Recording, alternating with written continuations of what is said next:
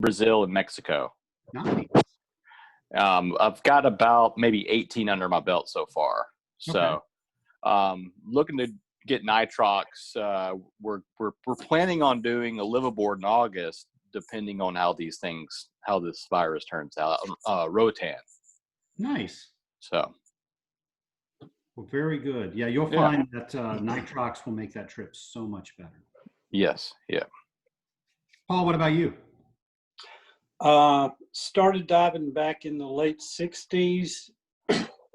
Hadn't done anything really till last year and got back into it down below Cancun and trying to get back with coronavirus. Gotcha. To Cancun and then back down to Roatan. So that's where I am now. You're actually in Roatan now, or are you saying that's the location? That's the plan. That's the plan. Yeah. Right. And then the Brysons. Good to see you again. Hi. You too. You guys are doing your checkout dives. Have you scheduled a date yet? No, we got to do the pool sessions on the 27th and 28th, I think. Okay, so refresher stuff. Yeah, so we still haven't done that, and then we'll schedule the checkout dives. Okay, well, this should be a good review. Mm-hmm. Well, perfect. Well, what I've done, I've got the regular presentation that I do, and it's not really modified for Zoom, so we'll try to figure out how that works as we go along. Everybody's had a chance to finish the homework? Yes. Right. Okay. So my hope is that you can, any questions that you have from your reading, stop me, say, hey, can we go into that a little bit deeper? Don't quite understand that. Normally, I will have everybody come up to the board when I'm in the classroom. We don't have that luxury here. So we're going to talk through dive tables and different things like that. So if you guys can help me help you as best I can, since we are on a different format. Trace, we didn't get our, I think I CC'd you in on the email, but we didn't get I think we didn't get it until about Monday or so. Yeah, we didn't get it in time, and then we been really busy. So he said we could go ahead and sit in on this, sure, and then do our other. So we're just going to be probably lost, but we're going to watch. I think you'll be fine. I think if anything, it'll probably make it easier when you go through the online. Okay. Yeah. Okay. So you're just doing it in the reverse order. Yeah. No worries. So I'm going to try to share my screen.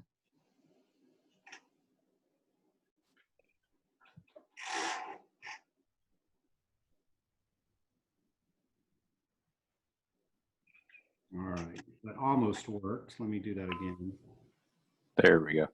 You guys able to see it? Briefly. Okay, I took it off because there was an issue. Okay, so now, how about now? Yes. Got it. Any issues with the screen at all? No. Looks good. All right, let me change one more thing. I see a concern.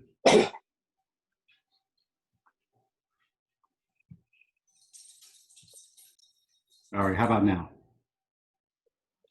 It's good. Mm-hmm. Yep, see it. Okay, you can see the entire screen. There's no black lines anywhere. Mm-mm. Perfect. Nope. Perfect. I think we had that problem on the last class. Yeah. All right, so we're going to go through the material. And before we do anything, I always like to do the risk awareness video.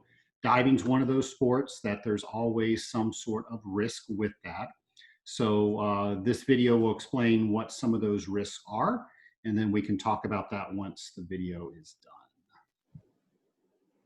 Give me a thumbs up if you can.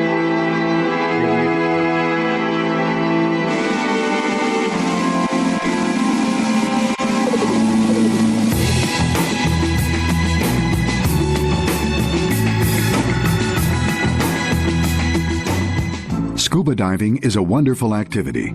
However, it does have a degree of risk.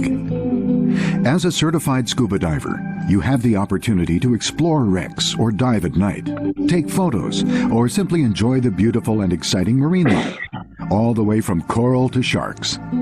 With all the joys of diving, there comes responsibility for yourself and your own well-being. Anytime a person enters the water to swim, to snorkel, or to scuba dive, there is a risk of an accident that may include injury or even death. Risk is present in all recreational activities. The risk can be reduced, but it cannot be totally eliminated. You assume the risks and hazards that you will encounter, and your well-being rests on how you respond to those risks. You need to be aware of the risks and responsibilities you are assuming as a certified diver. This presentation provides a review of some of the key concepts, skills, and risks of scuba diving.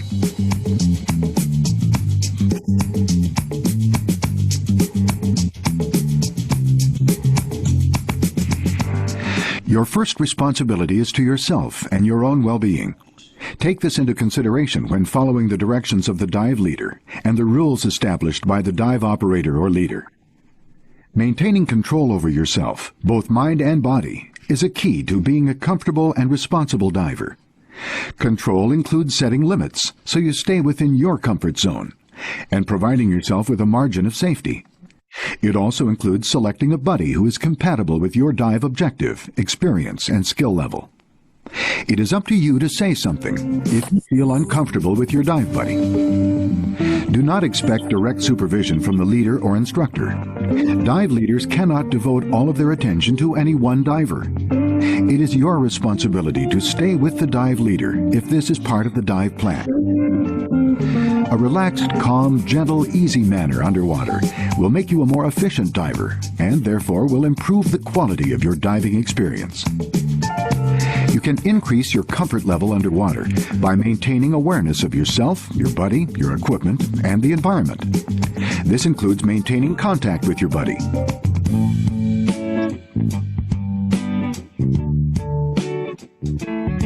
As a diver, you need to be both physically and mentally fit.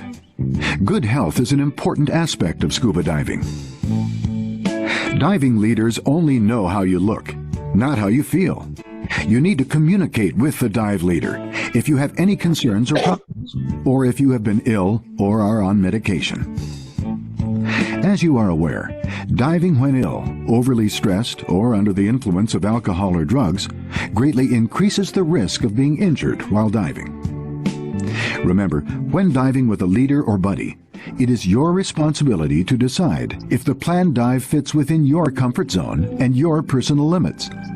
You should not be pushed into diving by others. You need to be aware of stress when scuba diving in order to avoid it and to deal with it. When you are motivated to dive and are not under stress, you can relax, become comfortable, and truly enjoy your dive with far less risk.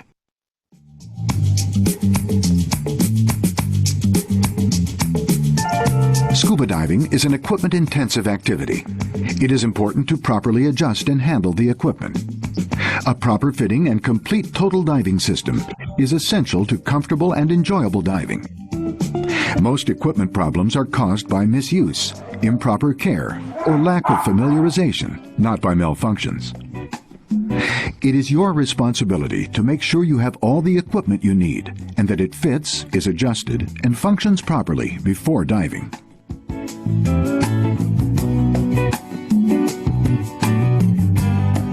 A proper descent requires good buoyancy control, so you can carefully equalize your airspaces to avoid squeezes. Regular pauses to check your instruments, yourself, your buddy, your equipment, and the environment will increase your comfort as you dive. If you ever feel stressed, do not go any deeper. Relax and deal with the stress before proceeding with the dive. Your buoyancy and weighting should be adjusted so you are neutral. This will allow you to move with minimum effort and not cause damage to the environment. It is dangerous to excessively overweight yourself. You should strive to be properly weighted on each dive. Breathe in a slow, deep, relaxed manner while on scuba. Rapid breathing at great depth or with low cylinder pressure puts you at undue risk. Avoid this situation with the same care you use to avoid running out of air. It is your responsibility to monitor your breathing and air supply to prevent a low air or out of air situation. Swim with a steady kick so as not to tire yourself. Your maximum planned depth should be based on the knowledge, experience, skills, and equipment of both you and your buddy. Your maximum time should be based on air supply, comfort, and decompression requirements, so you can return to the surface with a 500 psi reserve. Good underwater orientation increases diving safety and comfort. You can use a compass or natural landmarks to navigate your way underwater. Before ascending, pause to check that all is well and that you are neutrally buoyant. Now you can ascend slowly by carefully controlling your buoyancy. It is best to make small adjustments to your BC as needed to help maintain this control. Regular relaxed breathing is crucial on your ascent to avoid lung overpressure injuries, which can be extremely serious or even fatal. It is strongly recommended you make a safety stop when returning from any dives in excess of 60 feet. Of course, this can also be done on shallower dives. Combining a safety stop with slower ascent rates and reduced no decompression limits will help reduce the likelihood of decompression sickness, but no procedure, table, or computer can totally eliminate the risk of decompression sickness. As a certified diver, it is your responsibility to make a safe dive plan and stick to it. No one else but you can monitor your time and depth underwater. The final step of the ascent is to listen and look for boats. Remember, it is more difficult for boats to see you than for you to see boats. On ascent, look up, reach up, and come up slowly. Stay in the area of the dive flag and avoid shallow swimming near the surface. Exhaustion and drowning can be concerns at the end of a dive. Once you reach the surface, you should inflate your BC and keep your mask and second stage regulator in place so you can see, breathe, and float. Make sure you are comfortable and relaxed before you start a surface swim.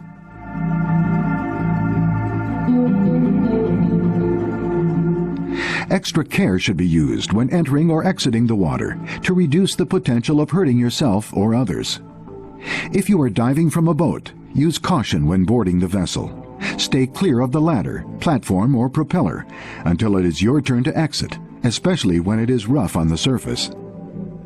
Some aquatic life can be harmful, so care needs to be taken to avoid contact and not to provoke animals. Entanglement is another problem that can be handled as long as you do not panic.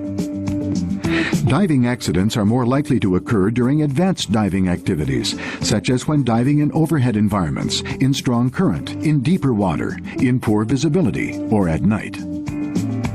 Penetration into caves, caverns, wrecks, or under ice also greatly increase the risk of diving. You need to accept the additional risks and responsibilities that accompany these advanced diving activities, especially if you lack the proper training and equipment that these activities require.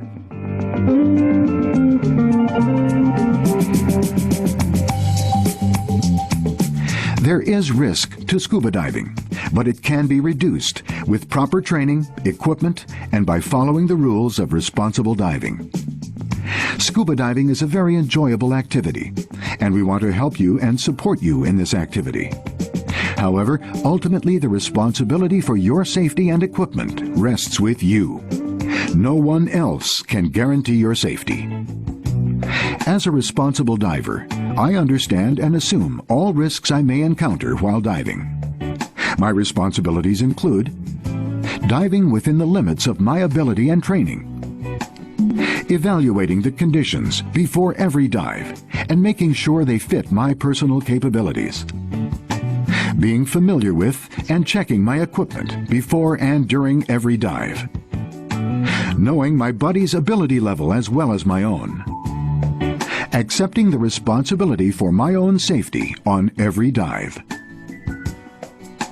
With this review, you have been reminded of some of the risks and responsibilities of scuba diving. You may now be asked to complete some paperwork before you proceed with your diving activities. Please read it carefully and make certain that you do not sign anything that you do not understand.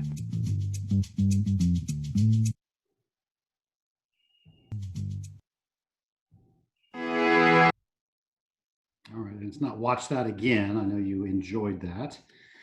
So normally what we do is we'll fill out all the records together when we're in class. So when you guys go up to the shop, we'll have your files there for you, and you can fill out all the paperwork that's necessary for that. So I'm going to go ahead and just advance through all of these slides. So I've muted all of you guys just to make sure there were no interruptions in the video. You guys are free to unmute yourself at any time. So I'm going to ask you from your reading or from some things that you know, what are some of the benefits of using Nitrox? So why are you in this class?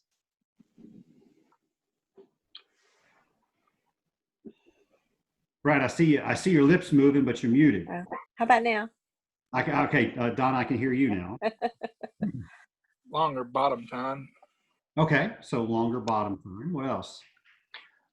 Quicker, like repetitive dives. Okay. Less time on the surface. Okay. Yeah. Anything else? Makes it a little bit safer also. Absolutely. We're going to talk about one of the issues with scuba diving is what happens with all that nitrogen that we put in our bodies under pressure. And we're going to start out with less nitrogen. So that's what makes it safer. So I think you guys got all of those. There's some people say yes, some people say no, less fatigue. You're putting in more oxygen into your body, so you feel less fatigue. I can tell you, I don't know if it's placebo or not, but I definitely feel less tired when I dive on Nitrox. So those are definitely some of the benefits and the appeal of diving on Nitrox. So if we were to define Nitrox, how would you define it? Any concentration of oxygen greater than 21%. Perfect definition. That is exactly it. So right now on the surface, we are breathing 21% oxygen, 79% nitrogen. So anything where we have more oxygen, which inversely is going to mean less nitrogen, is considered Nitrox.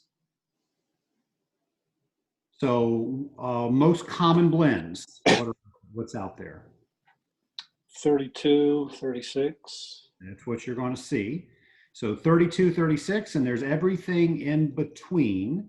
Now, when you guys get this certification, you will be certified to dive up to 40% Nitrox. Anything richer than that is considered technical diving. So I'm a technical diver. I can use all the way up to 100% oxygen. We're going to talk about some of the issues with high partial pressures of oxygen, and those get even more dangerous as the percentages go up. So recreational limits are anything less than 40. We're going to see things like 32 and 36, but you're also going to see anything in between 21 and 40. Some other terms that you might see, and the diving community loves to have one item and call it 15 different things. Well, Nitrox is no exception to that. So you might see 32%. Also as EAN 32, that stands for enriched air nitrox. That's also called NOAA. NOAA was responsible for a lot of the information that we have with nitrox, so they went ahead and named a gas after themselves. So that's the 32% is NOAA 1. You might also hear that called Nitrox 1. I was on the islands once and they called it Nitrox 1. 32 or 36% EAN 36 is NOAA 2 and Nitrox 2. Probably very rare that you would see those, but I wanted you to see the NOAA and the Nitrox, so you know. So Nitrox is one of the safest things you can do in scuba diving. And the reason that you guys are in this class is because there's some extra risks that go on when we decide we're going to breathe a higher partial pressure of oxygen. And that's why we require additional training, so we can make sure everybody understands what these risks are and how we can best reduce those risks by using Nitrox properly. Willing to bet if you bought scuba equipment relatively within this decade, you're not going to have any issue with Nitrox on your equipment. But some of the things you might want to look at are the O-rings Nitrox compatible? Or the hoses Nitrox compatible? And if you have a computer, you definitely want to make sure that that knows you're breathing nitrox so you can take advantage of that. So if you don't have equipment and you're looking to get some, make sure when you interview that equipment that it does all the nitrox. And then as far as nitrox being available everywhere, that it's not. So one of the tips that I'll give you is when you are trying to figure out which dive shop you're going to use, ask them some safety questions. You know, ask them, one, how much oxygen they keep on the boat. So if there is an incident, then they tell you we have enough to get one diver safely back to shore. Well, what if there's two? So you might want to find another dive shop with that. Another thing to ask them is if they fill nitrox. And my preference is to use nitrox every time I dive. But let's say I wasn't diving nitrox. If I that uses that fills nitrox, our compressor has to go through special certifications because we're filling a higher partial pressure of oxygen. It also means that we have other filters that other compressors aren't required to have, so you're getting a better quality air as well. And then, of course, we're going to talk tonight about what some of the additional risks are. And take you through this brief history. You guys can read through that. But they were actually using higher partial pressure of oxygen in wooden submarines back in the 1800s. I just find that fascinating. Of course, we've come light years since that time. The Navy was the first one to really start using it with divers.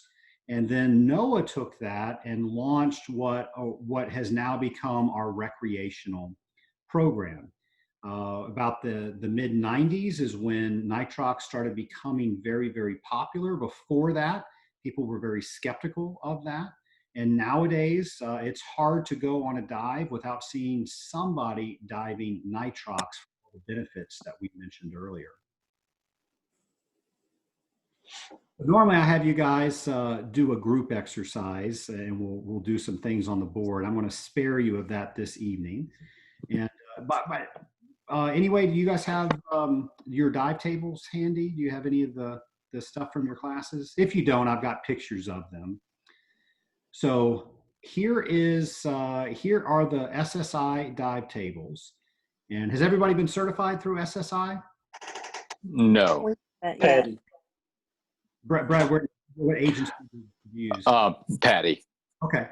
So Paul, what about you? Patty. All right. I won't hold that against you. So tables are all based on there's a main set of standards that all the agencies work. Now, as far as dive tables, they're the original Navy tables that the Navy comes out with that are will go down to go all the way up to safe to all the way down to coming within this far of killing somebody. So the agencies have said, okay, we're going to put a lot more conservativeness on this. And then how they've done that is Patty style, SSI style, you name it. So we'll talk a little bit about how to use the dive tables, but I do want to talk about nitrox. I'm trying to think, do I have these? So if you guys look on table 1 and table 3, and by the way, I'll go over this. I do this in my open water class, but since you guys are familiar with Patty, table 1 is where we go back to each and every time to find out what letter score we are when we come out of the water. Table 2 is our timeout table. So how long are we out of the water in between dives?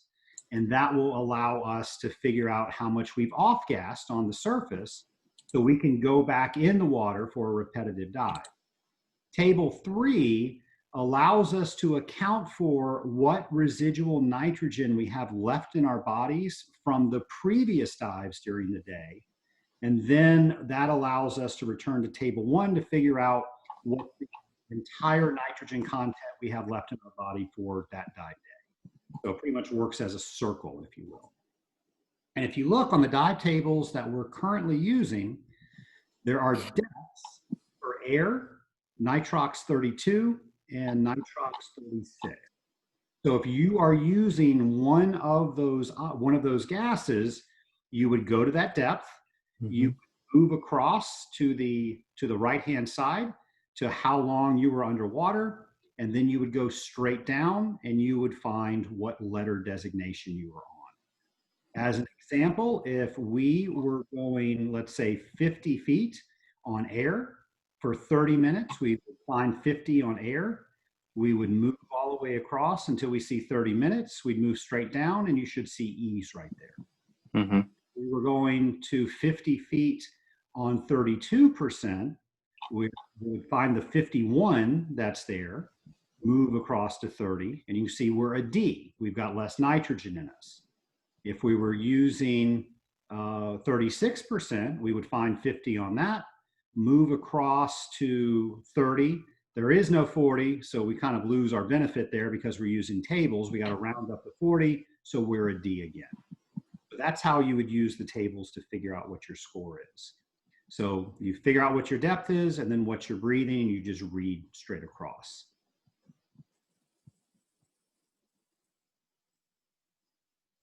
So we talked about really no special equipment is needed, but there is some equipment. So here's the first and second stage. We want to make sure that that's compatible with a higher partial pressure of oxygen. We want to make sure our dive computer can keep track of the nitrogen loading that we're taking on when we're breathing. Now, there's some people that choose to dive their computers on air and be more conservative with that. I personally want to know what my nitrogen loading is on my computer when I'm diving, and then I can make sure that I'm being conservative with that, maybe even setting the computer to be more conservative, but actually acknowledging the gas that I'm breathing. But people do that. The issue with that is you need to make sure that your depth limit, which we're going to talk about later, your computer's not going to warn you if it thinks you're diving in. So we're going to see that you can't go deep on nitrox. Your computer's not going to have that warning audible tone. So you've got to just be very careful of that. So that's one of the reasons I just like to tell the computer what I'm breathing. In the bottom left corner, that's a nitrox analyzer. And in the class, I show you two different types of nitrox analyzers. I have you analyze cylinders. Unfortunately, we can't do that over Zoom. So when you guys come in to fill out your paperwork, we'll show you, and ask to see them, we'll show you both of the analyzers. And I'd really like for you guys to go ahead and try to analyze something that while you're there so you get that experience. And then, of course, as the cylinder has to be cleaned and rated for nitrox. So by rated, it's simply, it goes through an extra process of cleaning. And then we have to have some sort of sticker on it, notifying it that it is clean for nitrox, that it can take nitrox, and also to really designate it if somebody is grabbing a cylinder, they don't grab something that they're not trained on. And then we would mark that with what the percentage is that we analyzed it. And that's pretty much all the equipment that you would need for nitrox. So we're going to talk about the concept of partial pressure. This is the same exact slide that we use in open water, and I like to bring it back up in nitrox because it really demonstrates the point. So imagine, if you will, we were in Florida, we were getting ready to go scuba diving, we had all of our gear dressed out, and we have the pressure of the atmosphere on top of us. So that would be, so we don't have any feet of water on top of us. So our depth is 0. Our atmospheres is 1 because we have the entire air pressure of the atmosphere weighing down on us. That pressure weighs 14.7 pounds per square inch. If you like metric, that's 1 bar. 1 bar is 1 atmosphere. And if we were to take a balloon and just grab all the air that we could and tie off that balloon would just be sitting there right now. And then we're just breathing in, as far as density, the air, we're breathing it in and out. Now we're going to go down to 33 feet. So 33 feet equals 2 atmospheres. We get 1 atmosphere from the 33 feet of water that's on top of us, and the second atmosphere from all the air that's on top of that. Now we took that balloon diving. Now that balloon has the exact same air in it that was on the surface, but because of the pressure, it's now occupying half of the space. So that balloon is 1/2 of the size. If we were to take a breath off of that, we would be breathing 2 times the concentration of what we were breathing on the surface. We go down another atmosphere, so now it's 66 feet. That's 3 atmospheres, so 2 from water, 1 from air. We have 44.1 total pounds of pressure on top of us. That same balloon is now 1/3 the size as it was on the surface. And if we take a breath out of it, it would be 3 times the concentration. If we go down to the recreational limits of diving to 99, we have 4 atmospheres, so 3 from water, 1 from the air, a total of 58.8. That balloon is now 1/4 the size it was on the surface, and anything we breathe down there is going to be 4 times as concentrated. So here's the exact same chart that I showed you. So there's 0 feet of water. The volume is our balloon, the density was our lungs, and the PSI, that 14.7. So what we're going to do now is look at the partial pressures. And we see, you guys told me earlier, that air is 21% oxygen and 79% nitrogen. So what we're going to do is we're going to go down in the atmospheres just like we did and see what effect that has on the air. So when we go down to 2 atmospheres, and we said that balloon is now half the size, we're breathing twice the density, and the total pressure is 29.4. Well, twice that density means that we are breathing the equivalent of 42% as oxygen and 158% as nitrogen. If we go down another atmosphere, the equivalent of 63% as oxygen and 237% as nitrogen. So we can see we're putting a whole bunch of nitrogen in our bodies, and our bodies don't know what to do with nitrogen. And it's those things that we learned in open water that our body does with nitrogen, that none of them are good. We can see where that's coming from because we're putting so much nitrogen in our bodies. So 4 atmospheres, the equivalent of 84% is oxygen and 316 of nitrogen. And then I just go crazy on this chart, just showing you how it doubles. If you guys go down below 100 feet as an instructor, but I want to show you that around 218 feet, we hit a 1.6 or 160% as oxygen. So the limits that we would ever want to breathe is a 1.6 partial pressure. In fact, I'm going to tell you in a second, I want you to plan for a 1.4%, and that's like saying 140% as oxygen.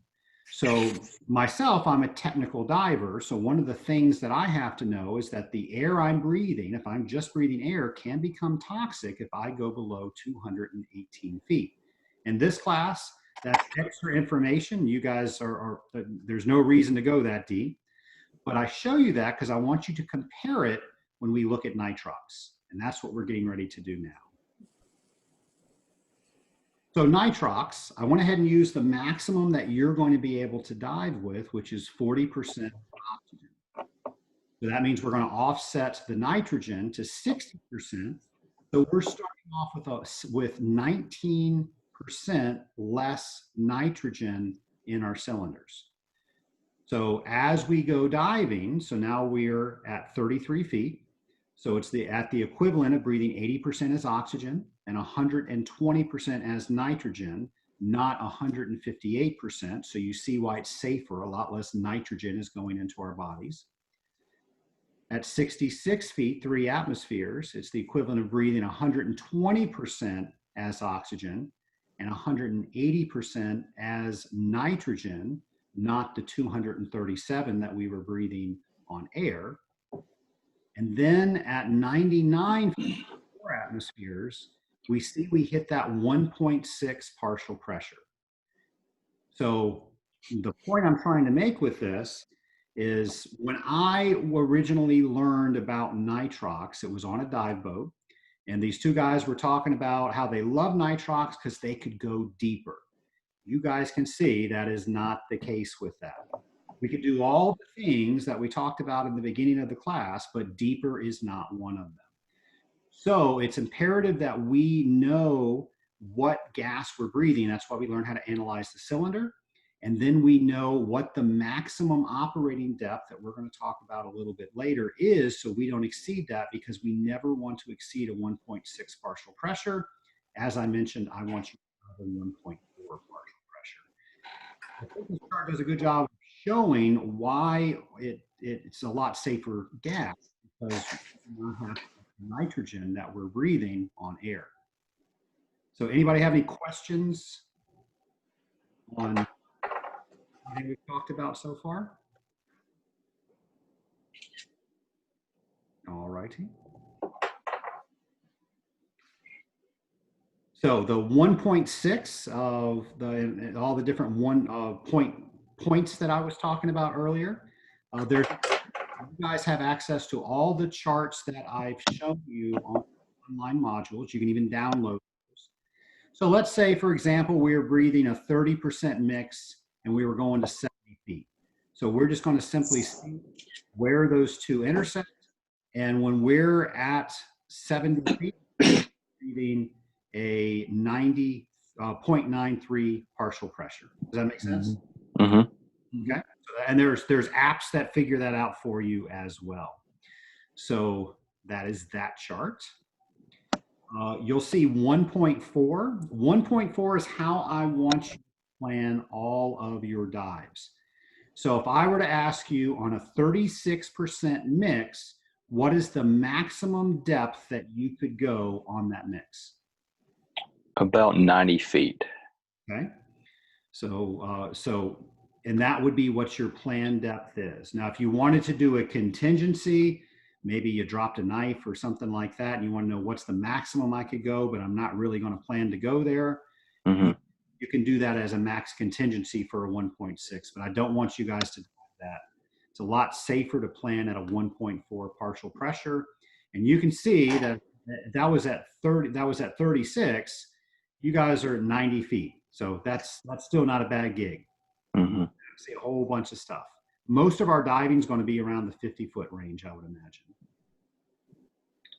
And then 1.6 is the absolute maximum that you would ever want to breathe partial pressure of oxygen. So I put calculations on here. I'm not gonna really go over the calculations, but if you guys, I'll tell you what, I will a little bit. So actually, and I can't see them because your pictures are up. But there are Excel equations. If you guys wanted to make an Excel, you can use all this. I think this is in all of your literature. Most people use charts. Most people use the computer to figure that stuff out. But there are equations. I won't bore you with that. Everybody go with 1.4? Mm-hmm. Yep. Okay. 0.6 is the absolute maximum. You might see a thing called Dalton's diamond, and that kind of tells you how to use that equation at the bottom on the fly. So if you know, if you're trying to find partial pressure or PO2, you would multiply the pressure times the percentage of oxygen. If you're trying to find the percentage of oxygen, you would take the partial the PO2 and divide that by the pressure. So I don't know if you guys will use that or not, but if you ever see that, that's a quick and dirty way on how to do that. So some benefits of breathing nitrogen or nitrox, you guys had mentioned them earlier, is that we can extend our bottom time because we're not breathing in as much nitrogen that we just proved. We're reducing our risk of nitrogen narcosis because we're putting less nitrogen into our bodies. And then because we're putting less nitrogen into our bodies, we're reducing our risk for decompression sickness.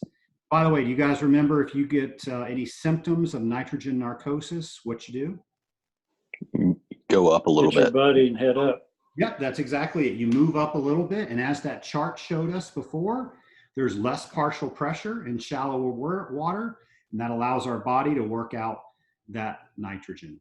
So, and if you ever have an issue with decompression sickness, that's definitely something that you want to report to somebody And then most likely they're going to put you on 100% oxygen at the surface, and they're going to run through some questions to make sure that you can get the proper attention that you need. Now, we mentioned the nitrox safety margin when I was talking about setting up the computer. Again, I'm not a fan of this, but this is when people say, I know I don't want to exceed 1.4 partial pressure, and in order to do that, I can't go any deeper than 90 feet, but I'm not going to tell my computer that I'm breathing a 36% mix because I want it to think I have more nitrogen going into my body, so it's even more conservative, so I'm going to set it to 21%. If I don't recommend that, but that's what that means. That's sacrificing the nitrox safety margin. And then, you know, richer is not always better because depending on what your depth is, you might not be able to go to that depth. Most of the depths that we're going to, we won't have that issue. But finding out what a good mix is for where you're going, normally how to do that.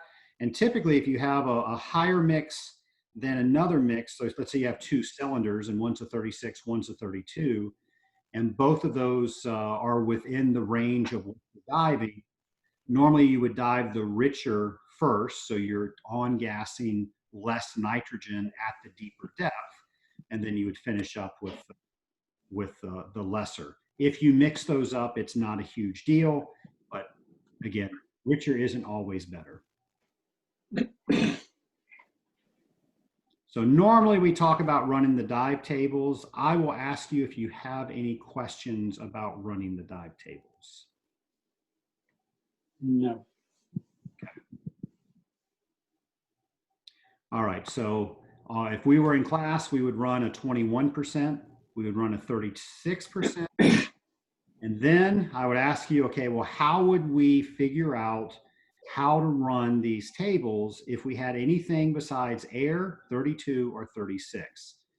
And the example, and then what we would learn is how to use these tables and how to use an additional table called equivalent air depth. So this is an equivalent air depth table. So this should also be in your online materials. So in the example here, we're going to dive a 35% mix, and we're going to 80 feet. So we start off at the top, we find 35%, we go down to 80 feet, and you see at 80 feet, we're at a 1.2 partial pressure. That's what that's telling us. Now we got to figure out the equivalent air depth.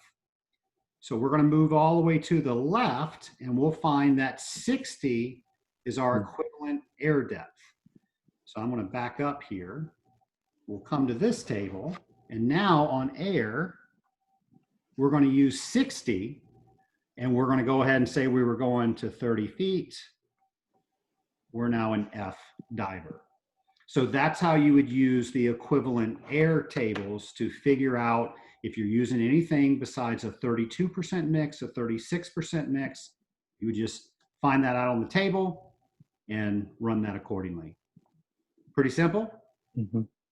Okay. And if you have a dive computer, you just put 35 or 33 or 27, whatever it is, and the dive computer knows all that stuff for you. And of course, another equation that I won't bore you with. But if you were in class, I actually would bore you with it. All right, so if we were using air, we would just use the air table. If we're using anything besides 32 or 36, we would use the equivalent air table and then use the air depths.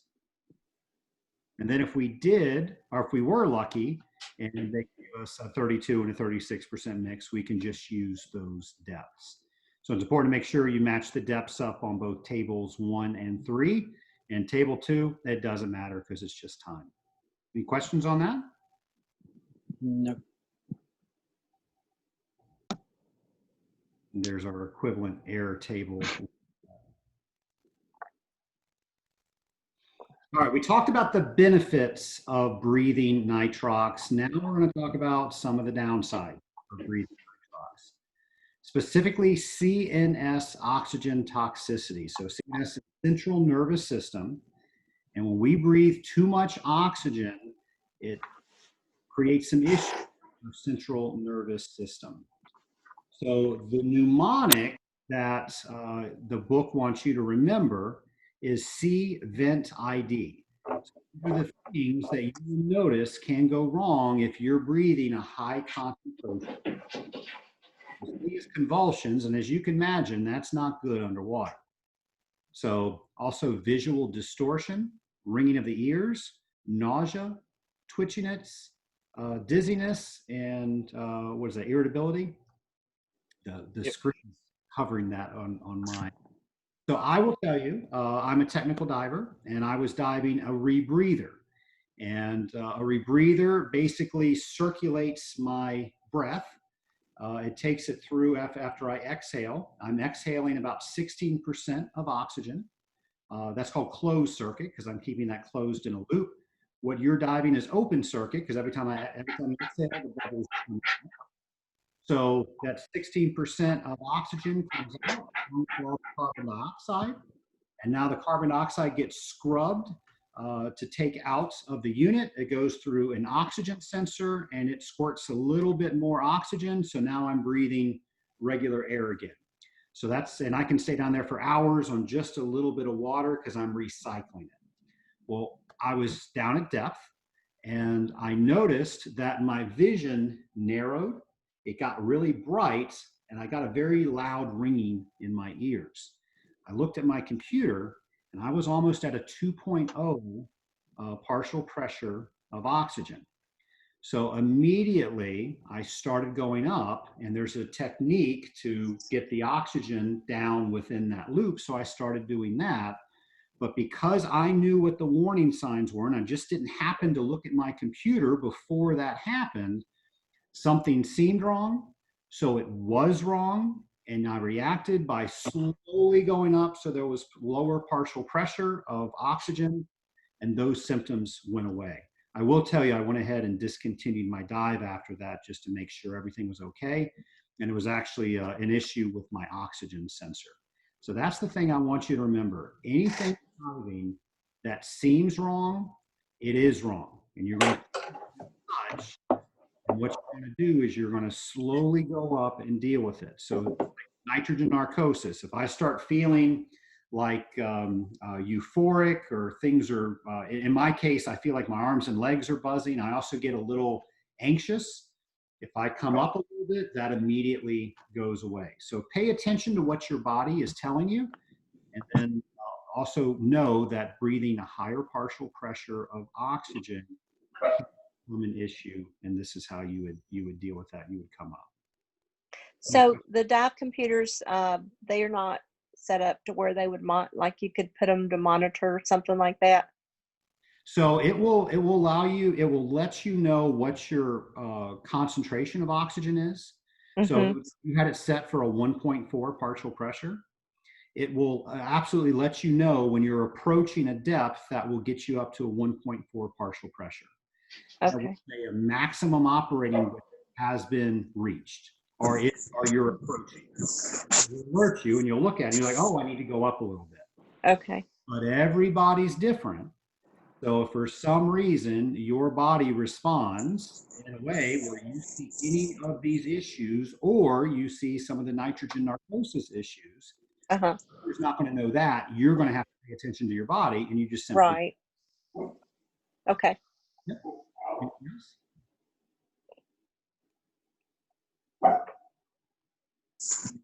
So this is another table. This is the CN plot. So what this is us trying to figure out how much oxygen exposure we've had over the dive day. So we were talking about a 1.4 partial pressure. So I don't write very well on the computer, but here's the 1.4 partial pressure. See, there's two columns. There's one here, there's one here. This one here says single dive limit. This one here says 24-hour limit. 1.4 partial pressure, we can't dive a single dive any longer than 150 minutes. And the entire dive day, all added together, can't equal more than 180 minutes at a 1.4 partial pressure. Your computer will keep track of this. Now, in lieu of a computer, you have to know what depth you were at, the maximum depth you were at. And let's say at whatever maximum depth you were at, you were at a 1.0 partial pressure. And you were down there for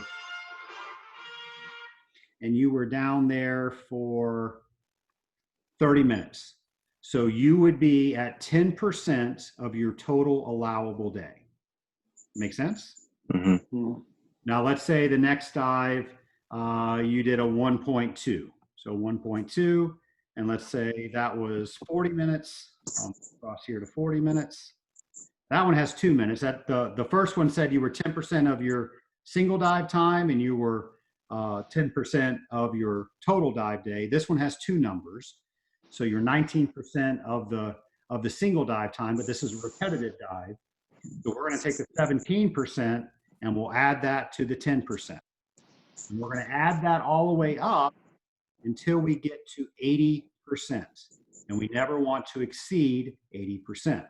Things are happening here, just like when you learn how to use the tables are going to assume that you're diving to your maximum. You're staying there for the complete dive time, and then you're coming up. And we know we're not diving like that. We're kind of going up, going down.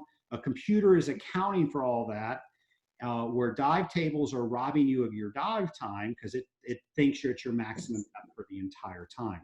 Well, the same thing with this.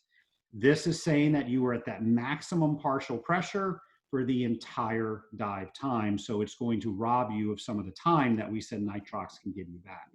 A computer, along with Nitrox, will add a lot of safety features and also give you that valuable dive time back. And if I was going on a liveaboard, I would definitely make sure I had both of those items. Mm-hmm. So any questions on this table? No. Okay. So you don't want to exceed 80% of that. And why did I do that? I'm not sure why I had that in there. So like so let's say a liveaboard, you're doing 5 dives a day. Should you do a mixture of air and nitrox? No, you don't think, what do you think? So if I will tell you that during a dive week, I've done as much as 36 dives, Uh-huh. and they were all on 32% nitrox. Mm-hmm. So I have my dive computer, and that's another reason that I recommend always setting your dive computer for what you're breathing, because it's keeping track of your oxygen consumption. So if you look on the dive computer right there, this is actually my dive computer, Mm-hmm. see that it's keeping track of the percentage of oxygen, just like we were doing on that table. And when it gets to 80%, it's going to give you a warning. So if you're now, let's say you're doing a tremendous amount of diving, or maybe you're doing a lot of deep diving and you're getting close to that, that might be something you can consider. But I'm willing to bet on a liveaboard where everybody's doing the same dives, you're not going to have an issue with that. Because generally, we're diving 40, 50 feet Right. average. Not, we're not going too deep. Right. And what the Okay. Nitrox is going to allow you to do is to be safer, because you're carrying less nitrogen down with you. Yeah. And since you're breathing in less nitrogen, I'm pretty sure that it's going to make you less tired. So when they do that fifth dive of the day, which is at 9 o'clock at night. Mm-hmm. Okay. Any other questions? All right, so that's the dive computer keeping track of oxygen.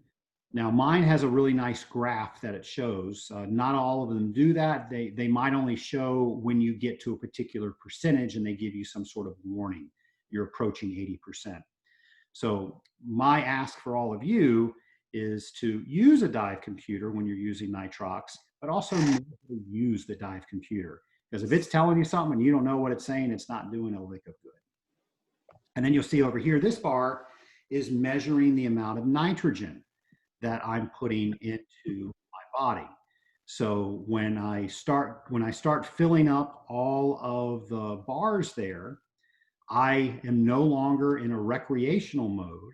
I'm now in a technical mode, which means that I cannot safely go up to the surface and not injure myself. So We always say we do a safety stop for at 15 feet for at least 3 to 5 minutes on every single dive. Well, if that were to fill all the way up, I now have so much nitrogen in my body. In addition to a safety stop, I now have to do a required obligation stop, which means that maybe 40 feet, I've got to stop for 5 minutes or whatever. My computer will tell me how to do that.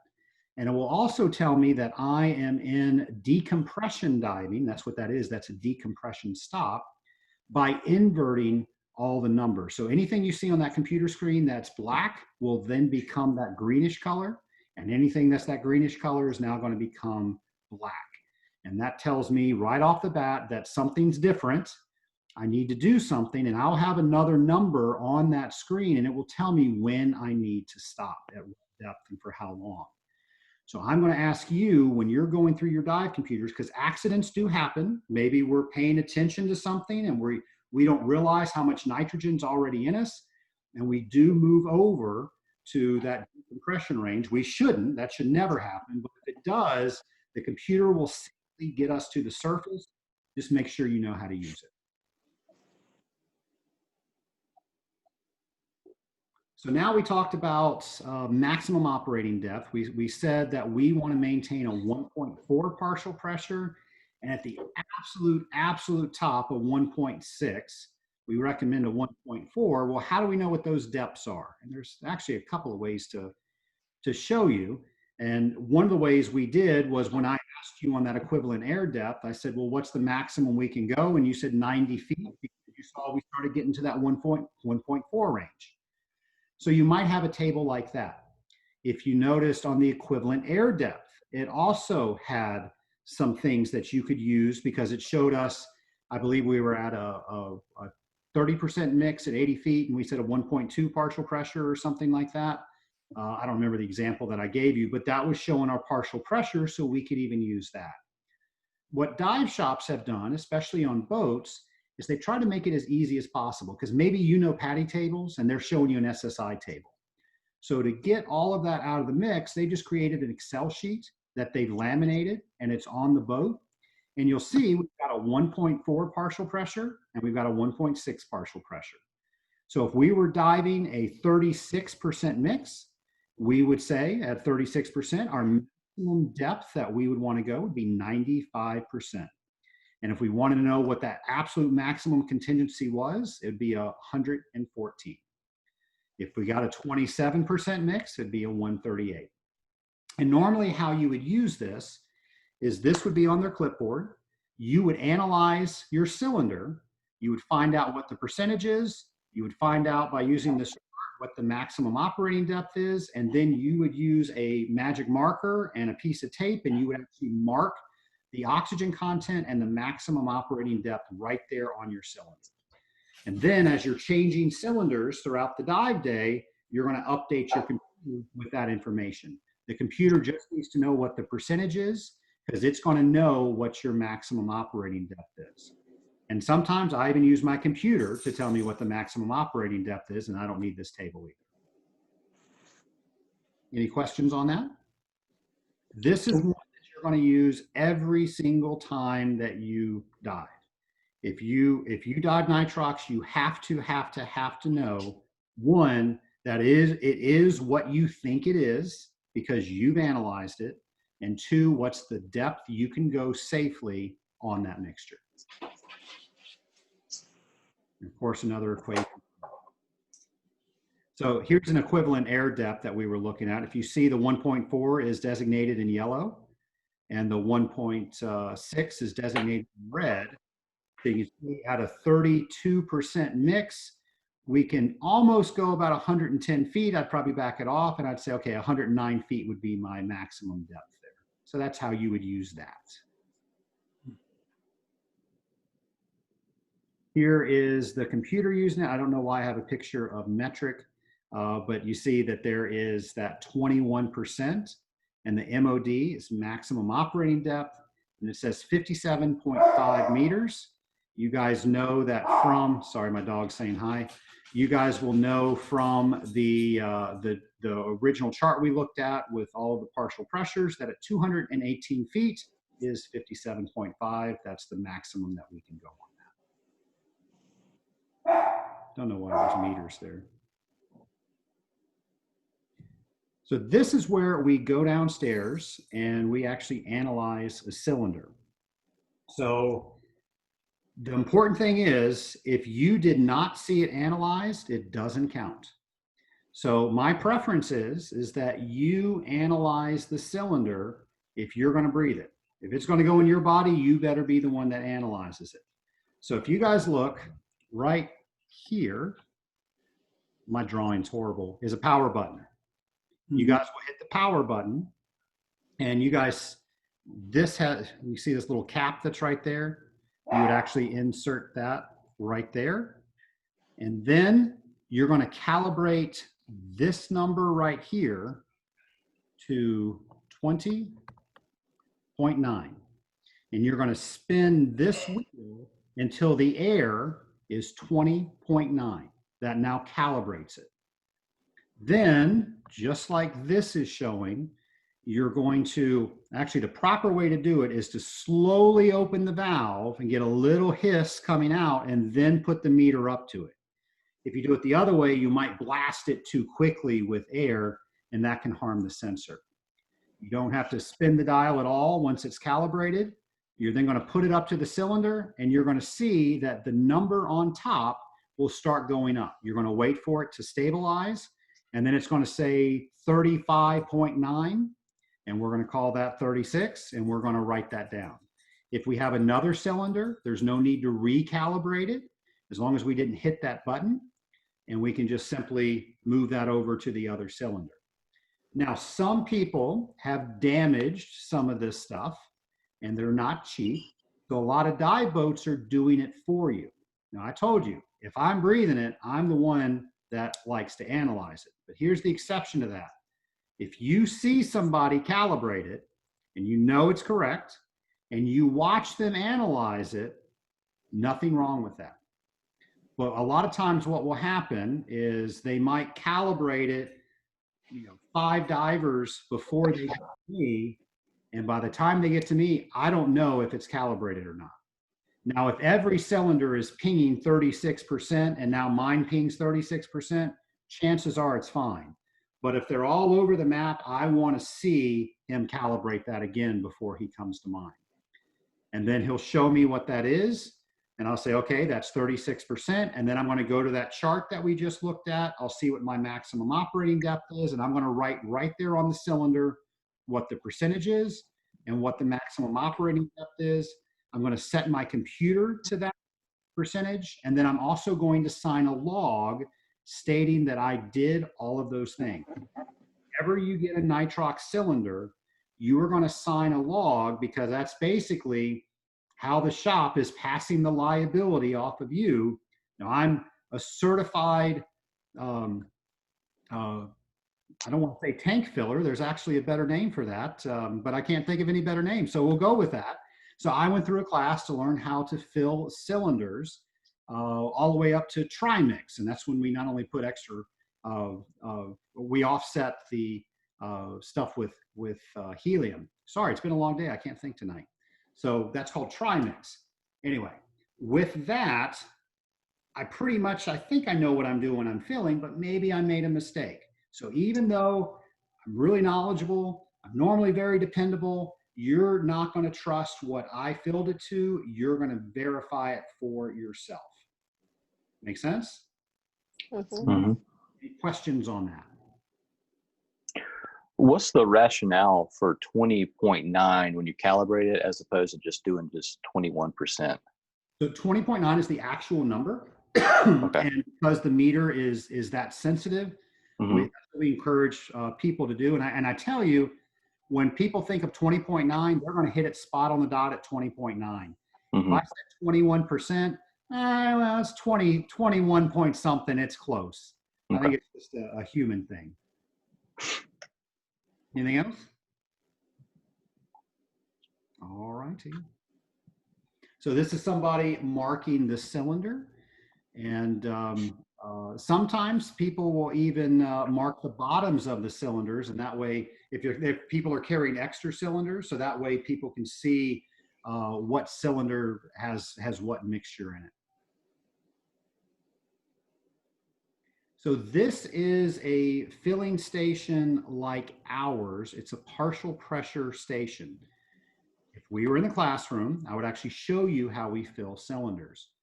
But in partial pressure filling, it basically means that each cylinder we fill is a special blend. So if you say you want a 36% mix, we'll blend you a 36. If you want a 28, we'll blend you a 28. How we would do that is we take an empty cylinder, we put in the amount of oxygen that we're going to need once the cylinder is filled all the way up to 300 PSI. So let's say whatever mix you asked for, it required 700 PSI of oxygen. So we would put pure oxygen in first, and then once we reach that 700 PSI of oxygen, we would then top it off with air. Once it's done, it would equal whatever that concentration was that we were going for. Now, the concern with that is we are putting 100% oxygen into that cylinder. This is why it's so important to make sure that nitrox cylinders are labeled, they're cleaned properly. So that label means that they are clean. If you guys remember, there's a visual inspection sticker that goes on all the cylinders. On the cylinder, that says that the tank was visually inspected. It says that we measured the threads that hold the valve in. We looked down in it. We made sure there was no corrosion. We stripped the materials off of the side. We made sure that there was no damage there. And then we cleaned it, we dried it, and we filled it up. And we have to do that every single year. On a nitrox cylinder, we do the exact same thing, but we run it through an extra cleaning process. Anything that's in that cylinder can potentially cause friction. And now if we have friction with 100% oxygen, that might equal an explosion. So that's why we have to make sure to keep those clean. So let's say I took my clean nitrox cylinders down to somebody that didn't fill nitrox on their compressor. Well, I just contaminated my cylinders. And even though they're well within that year, I need to have those cleaned again, especially if we're filling at our shop, because we are filling with 100% oxygen. Does that make sense? Yep. So that's a partial pressure blend. So I don't know how well this picture is, but there's some air banks there, and that has some air storage so the compressor doesn't have to work as hard. We have an oxygen cylinder. So we're going to put the oxygen in first to the cylinder until we get up to a certain PSI. Then we're going to top it off with air, and then we're going to analyze that to make sure it is when indeed we think it is. Now this is a membrane system, and there actually is a membrane in the system, and it'll only allow the molecules in for 36% or 33% or 30, whatever the membrane is. So the difference with this is they can fill a bunch of cylinders all at once. So a large dive shop, they're going to use this because a dive shop like ours, we don't do a lot of filling during the week. So we can do a single fill. But if they had, 400 tanks they had to fill in a day and they had to do them all single, they probably wouldn't keep any staff there. So this allows them to do that. Only 36% can get in, but there is a potential that something could happen with the system. If they're using a membrane system, we're still going to analyze it the exact same way. Questions on that? Nope. All right, you guys can.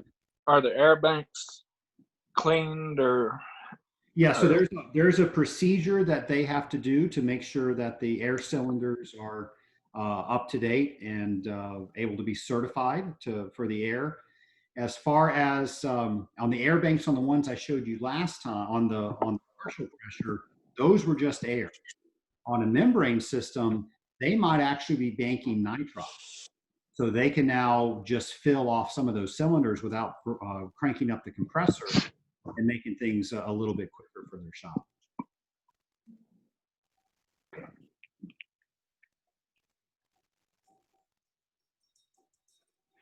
So just keep in mind that there is a higher partial pressure of oxygen that can keep that can wear your equipment a little faster, because oxygen is an oxidizer. I will tell you 40% or less with the average scuba diver, you're not going to see any issues. However, me using some systems with 100% oxygen, I have to have special O-rings, special hoses, and my first stages have to be rigged special for that. In this class, we really don't need to worry about that. We are talking about oxygen. So there's as we're filling, there's a case for fire or explosion.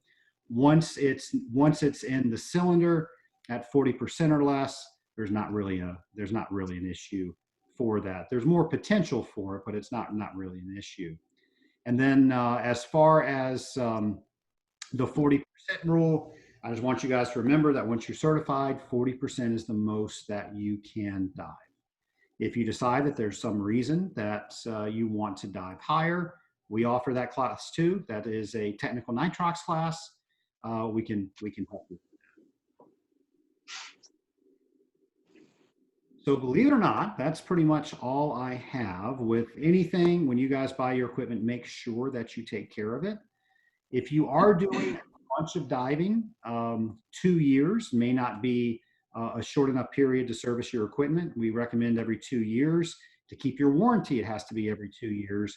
I do a lot of scuba diving, and I'm also using a higher pressure of oxygen, so I try to get mine serviced about every year. That's probably not the case for everybody, but just keep in mind, whatever type of diving you're doing, you want to consider that with your equipment. And then here's a little chart that they use. So do I want more dive time? Okay, well, I'm going to use my dive computer. I'm going to set it for Nitrox. Or I'm going to use the air table. I'm going to use the Nitrox tables or the equivalent air depth tables. If I want greater safety, okay, I'll use the air-based tables. We kind of talked about that throughout the class. I don't recommend that, but that's your computer or your dive tables thinking that you actually have more nitrogen than you do, and that's how you get that extra safety factor. Keeping in mind that your dive computer now is not able to keep track of your oxygen consumption. It's also not able to warn you when you start getting close to that 80%, and then also your maximum operating depth.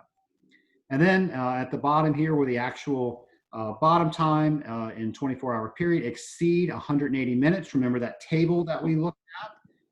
If the answer is no, no big deal. If the answer is yes, we have to use that CNS exposure table and make sure that we stay well within those limits. So what questions do you guys have for me?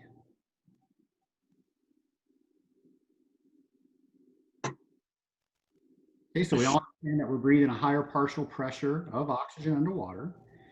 Because of that, we have to understand what the symptoms are to our central nervous system, and then also how we keep track of those values.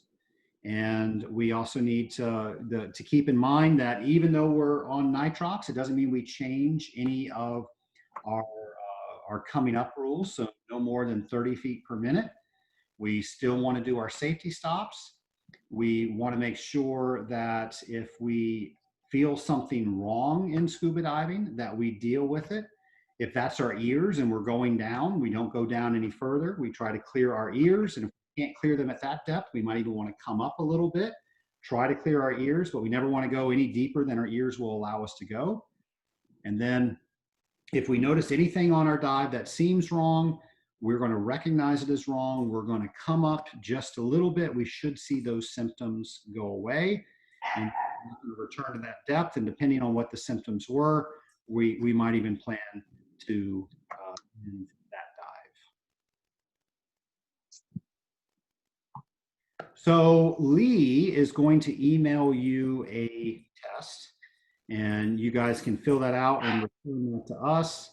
And when you guys go out to the shop, there'll be some paperwork there. I think they'll also take your picture if it's not on file already, so they can get a card for you, and you also get a digital card for that. What questions do you all have that I have not covered? I did that great of a job, huh? I think I'm good. Okay. Well, of course, we haven't done all the paper, the homeschool stuff, so I'm a little confused on the tables, but I think maybe once I study the sections, it'll all come to me better. I think having seen us go through the tables Yeah, will probably help how they explain the tables. yeah, And, okay, I know exactly what they're talking about, and you'll breeze right through it. yeah. It's just a lot to take in when I haven't done anything with it yet. So, Sure. um, and I think it's the clock table is the one that was a little more confusing to me than the other one. So, it's Are you guys okay. planning on diving with dive computers? I'm sorry. Are you planning on diving with dive computers? Yes. So that is going to help quite a bit. It's always good to know how to do the table so you can do some planning without the computer, or if something's next to the computer. But I have to Yeah. tell you, the two safest things that you can do in diving, in addition to all the things you know to do from your classes, is to dive with a computer and dive on Nitrox. Well, after what you told me the last time we talked about, even with the computer, you thought you were coming up too fast, and you were like, you thought you was okay, but your computer's like, no, you're not. So that's something that we're not going to know without one. So of course, I don't want to take a chance on something like, that. So I plan on getting In one. the open water class, I described the computer as my personal assistant that paid attention in class and took notes diving with. So in the example that she's talking about, I actually show some dive logs from my computer, and in one of my dives, I went up too fast twice. And I'm an instructor, and I teach this stuff, and it's just so easy to do that. And my computer gave me an audible alarm, and I was instantly able to correct that. Well, maybe I had my eyes on a student, or I was not paying attention to something. That always has their eyes on me, the computer, and I was able to correct it before an issue happened. So yeah, computers are awesome. Yeah, and when you're down there, just from the experience we've had, just snorkeling. I mean, you want to stay down there, so you're looking at so much stuff, and you're so interested. You kind of forget about everything Right. else. So Right. at least you have that there for safety. Right. I'm pretty sure there's one day that we're going to see that if you want to scuba dive, you have to have a computer, just because it's safety that it Yeah. has. And I'm betting that the liveaboard probably won't let you even board if you don't have a dive computer. Probably not. So I've got a picture of the app here. So you guys can either use your computer or use the app to access this class or any of the other classes that you've taken. They say that you're going to have access to this forever. So if you ever have any questions, you can go back to this. All the tables that we mentioned are on this. And you also have your dive card. So if for some reason you lost your dive card or something, you can always retrieve it on this. You can also record, there's a dive log. You can record some dive logs with it, and it will keep track of your dives. Now, one of the big differences between PADI and SSI is SSI puts a lot of weight on your dive experience. So PADI does a good job with classes, but they don't really marry them up to how many dives you have. At SSI, you can become an advanced diver when you have 4 classes, but you also have to have 24 dives. So this allows you to keep track of that. There's also the paper one if you want to do that. And then you can actually have the shop certify that, where we actually go into our computer and say, yes, indeed, they do have 24 dives, and I'll actually certify this on. Is that the one called the My SSI app? Yeah, I believe that's what it is. Yeah. Yes. Okay. It is. Has I that have a 50 on the question. front? Yes, that's it. Okay. When we get certified for open water, will we be able to get Nitrox certification at the same time, or is that a different trip? No, and that's the beauty of this. We like to teach how you're taking the class is the perfect way of doing it. You take the open water class, You take the Nitrox class, it reinforces the open water class, and then you can do both on checkout dives. At the So same time. there's really no checkout dive required for Nitrox, but when you do your checkout dives with us, we just reinforce some of the things that we did in class just to see if you have any questions, but we do all that on the same trip. Well, would be actually diving with nitrox or? Ideally, yes. Okay. Mhm. All right. And you know, I don't want to set you up where you're going to notice that, you know, you feel like Superman underwater. You probably aren't going to notice any difference. Uh-huh. Which again is why it's good to have a computer monitoring everything, because you might not realize how deep you are and you don't want to exceed that maximum depth. Right. Okay. Anything else? The tables that we looked at, I noticed one of them had said salt water. Is that going to be different in the springs? So that was the Excel one that I had. It's about a foot difference. It's minimal. Okay. It's minimal. So with that chart, that was probably set up for a dive boat where they're going out and diving in the ocean. Mm-hmm. So it was, if you were looking at a shop that was just doing the springs, they would probably have a chart that was for freshwater. Okay. All right. Just curious. Yeah, very observant. I love it. All right, guys. Well, I appreciate you guys spending the last hour or so with me. So if you have any questions in the meantime, don't hesitate to call the shop. You will be getting an email with an answer guide and a test. You guys can send your answer sheet back into Lee, who's going to email that to you. He'll grade that. He'll get your file ready. So next time you come into the class, or come into the shop, you can fill all that stuff out, and then you can get your cards there as well. Cool. Good Are you enough. taking the class on the 27th? I'd have to check the calendar. I don't think I am, but I'm not positive. Okay. Lee said he was for now, but he said that could change. So. Okay. I'll have to check the calendar. We had a meeting last night, and I don't think I'm teaching that one, but I might come up and say hi. Okay. All right, everybody. Have a great night. Hopefully, You I'll too. Okay. Thank you, Trace. Thanks. Thank you. Absolutely.